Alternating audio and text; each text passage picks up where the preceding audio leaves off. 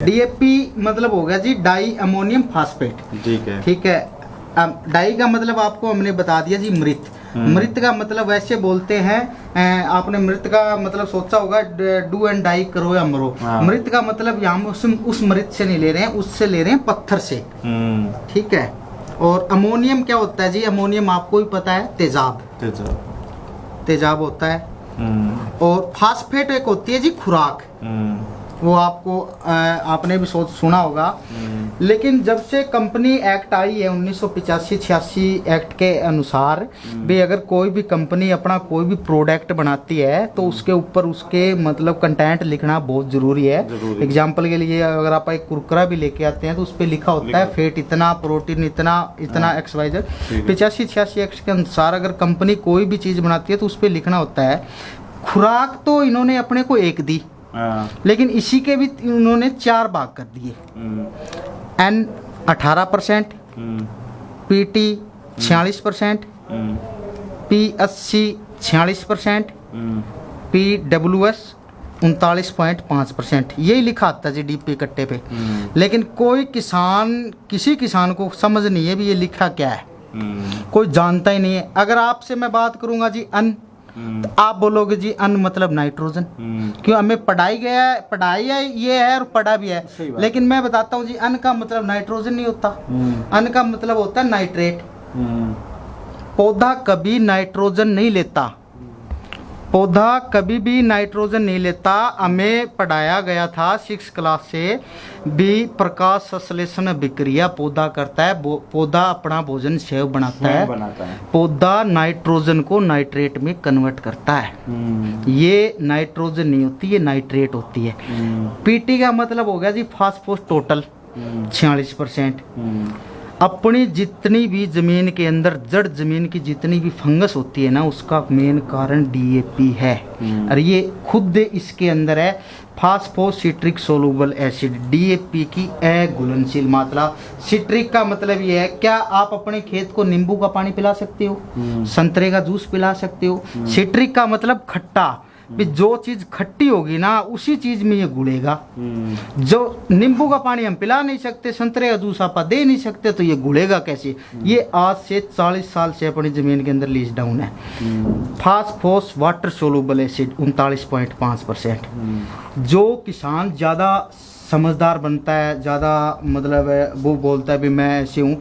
कुछ किसान फूंक मार के डीएपी को चेक करते हैं, फूंक मार के डीएपी को चेक करते हैं तो उनको वो नमी पकड़ती है। ठीक है, नमी पकड़ती है ना, तो उससे उसको नमी पकड़ती है ना तो वो बोलते हैं भी हाँ डीएपी असली है। लेकिन उससे कुछ पता नहीं चलता क्योंकि इसके अंदर दे रखा है मतलब 39.5% ये मतलब इसके अंदर घुलनशील मात्रा होती है।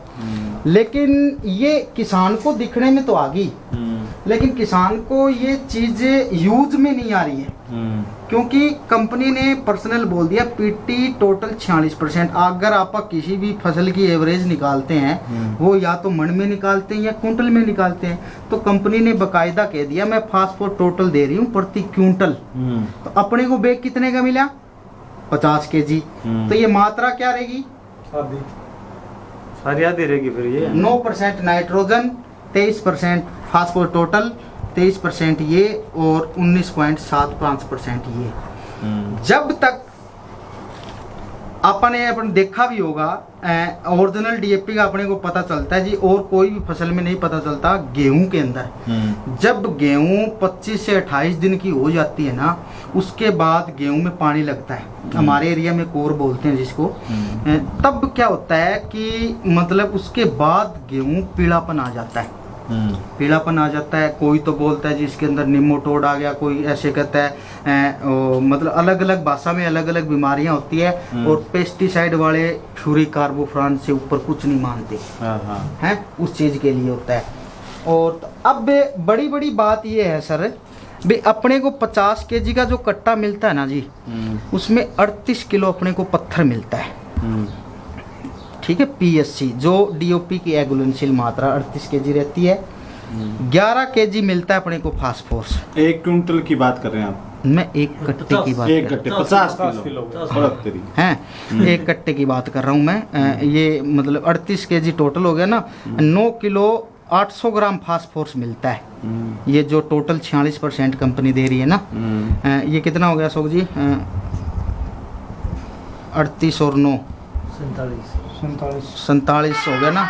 और 3 पॉइंट के समथिंग आंकड़े बताते हैं, 3,800 के समथिंग ये जो अपने ये नाइट्रोजन है ना, ये मिलते हैं। तो इसका मतलब मेन मेरा क्या कहने का मकसद है भी किसान को सिर्फ 9 किलो 800 ग्राम ही यूज होता है, बाकी 41 किलो मटेरियल किसान 40 साल से खेत के अंदर डाल रहा है और वो लीज डाउन ज़मीन के अंदर हो रहा है। ये क्या करता है, जैसे ही अपनी ज़मीन के अंदर ये सिट्रिक सोलूबल है, ये वाटर सोलूबल है, जैसे ही ज़मीन के अंदर हीट और नमी पैदा होती है तो अपने शरीर में जैसे चौमासे के अंदर जो क्या बोलते हैं उसको सर्द गर्म होती है ना, वही सिचुएशन इसमें होती है।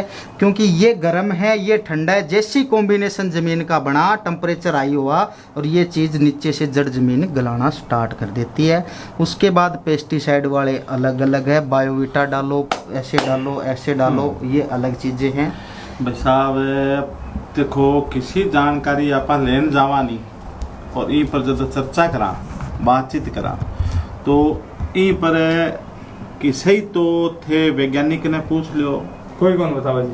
नहीं बतान भी लाग रहा है। अब इतनी धुआंधार ला रहा तो बतान था, वो तो अलग विषय हो कि डीएपी गेरो और यूरिया। अब बतावे जी डीएपी थारा 40 साल की पड़ी है खेत में, हाँ। क्या मरेड़ा लाग रहा हो?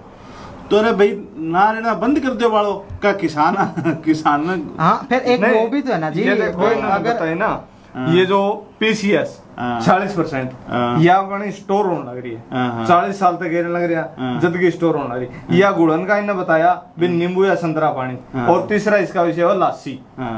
जे लासी गिरता है जमीन में, लासी रेट दो, नहीं तो आजकल तो यो गुड़ के काम करेगा। अभी हाँ। जैव रसायन में हाँ, जो चर्चा आप करी है जो अभी। जैव जो आप अमृत बना रहे हो ना, बता रहे हो ना, वो उसको उस चीज संतरा को कॉम्बिनेशन करती है। एग्जाम्पल के तौर पे मैं आपको बताता हूँ, Very good है। आप तो एक तो पानी ले लो, सीधा पानी, हाँ। उसमें डीएपी एक मुट्ठी डीओपी डाल के हाँ। वो रख दो। अगर वो 12 दिन के अंदर घुलेगी ना, हाँ। और अगर आपने गाय का पेशाब ले रखा है तो हाँ। उसको 3 दिन में घोल देगी। हाँ। इतना कॉम्बिनेशन है।